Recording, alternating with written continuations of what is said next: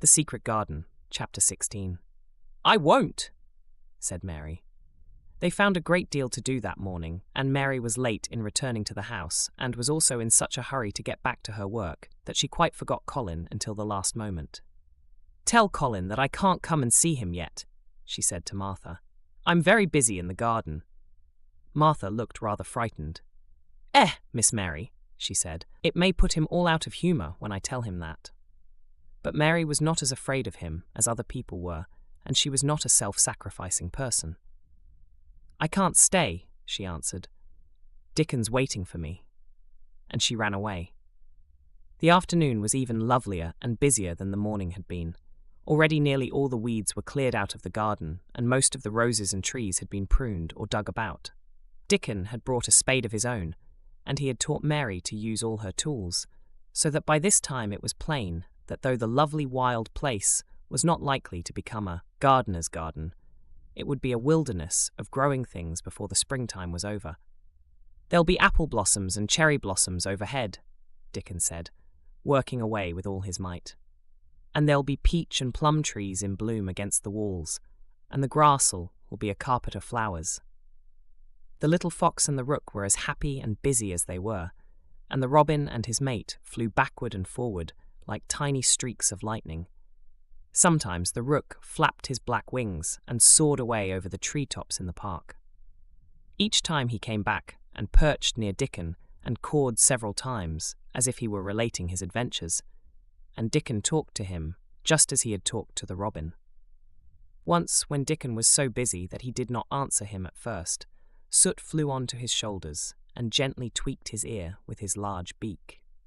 When Mary wanted to rest a little, Dickon sat down with her under a tree, and once he took his pipe out of his pocket and played the soft, strange little notes, and 2 squirrels appeared on the wall and looked and listened. "Tha's a good bit stronger than thou was," Dickon said, looking at her as she was digging. "Tha's beginning to look different for sure."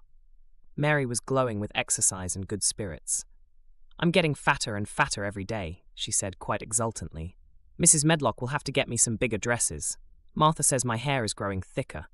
It isn't so flat and stringy." The sun was beginning to set and sending deep, gold-coloured rays slanting under the trees when they parted. "It'll be fine tomorrow," said Dickon. "I'll be at work by sunrise." "So will I," said Mary. She ran back to the house as quickly as her feet would carry her. She wanted to tell Colin about Dickon's fox cub and the rook and about what the springtime had been doing. She felt sure he would like to hear. So it was not very pleasant when she opened the door of her room to see Martha standing waiting for her with a doleful face. "What is the matter?" she asked. "What did Colin say when you told him I couldn't come?" Said Martha. "I wish they'd gone. He was nigh going into one of his tantrums. There's been a nice to-do all afternoon to keep him quiet. He would watch the clock all the time." Mary's lips pinched themselves together. She was no more used to considering other people than Colin was, and she saw no reason why an ill-tempered boy should interfere with the thing she liked best.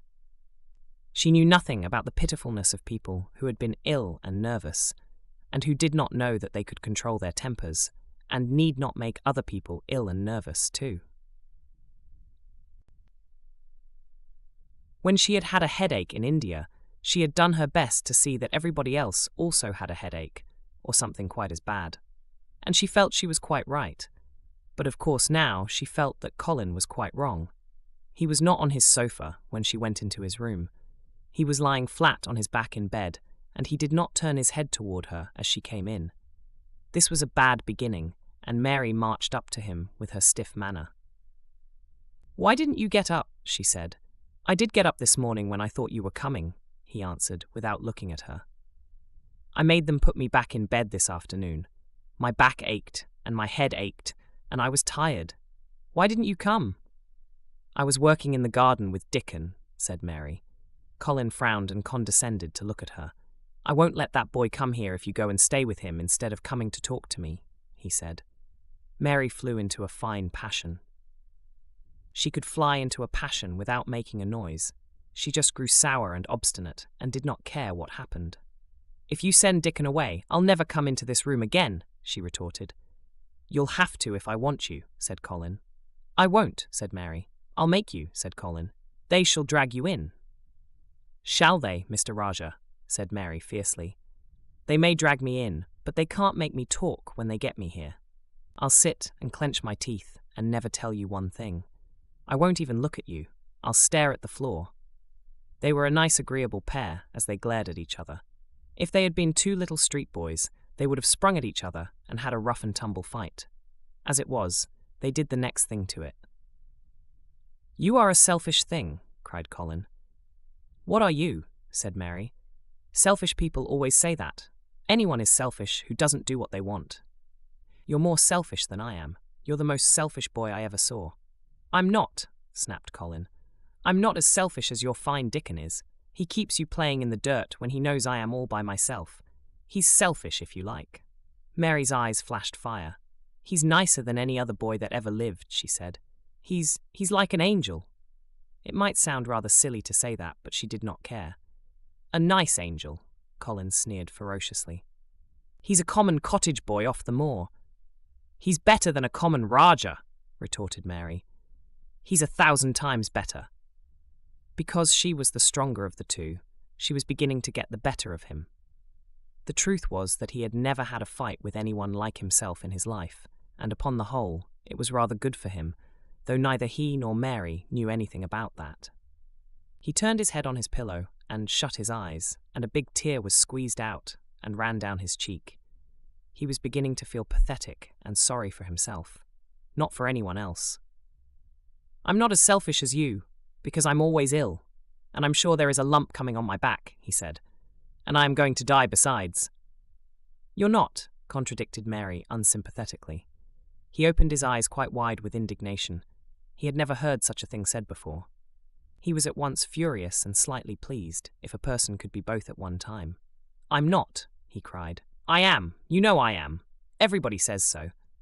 I don't believe it, said Mary sourly. You just say that to make people sorry. I believe you're proud of it. I don't believe it.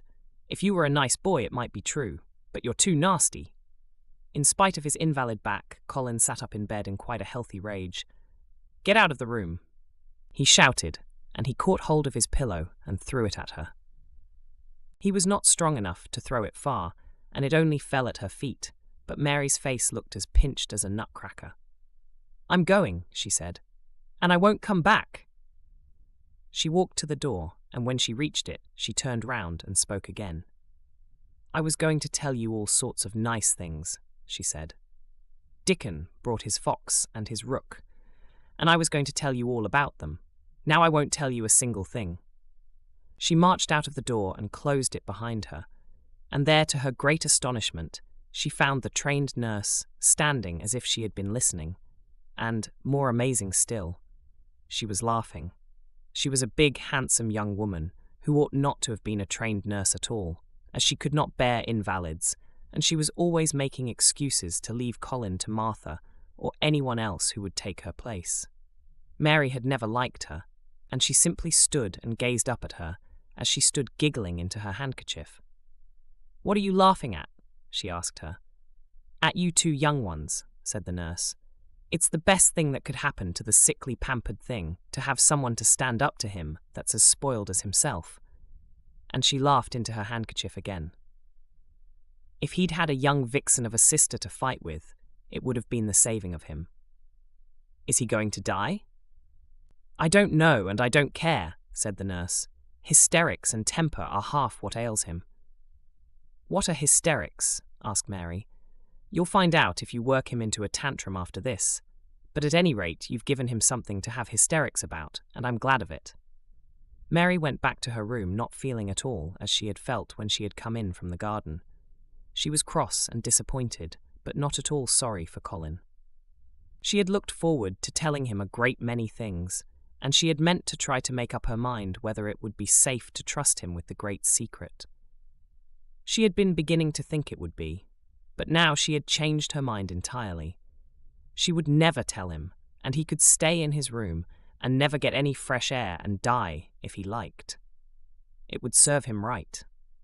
She felt so sour and unrelenting that for a few minutes she almost forgot about Dickon and the green veil creeping over the world, and the soft wind blowing down from the moor.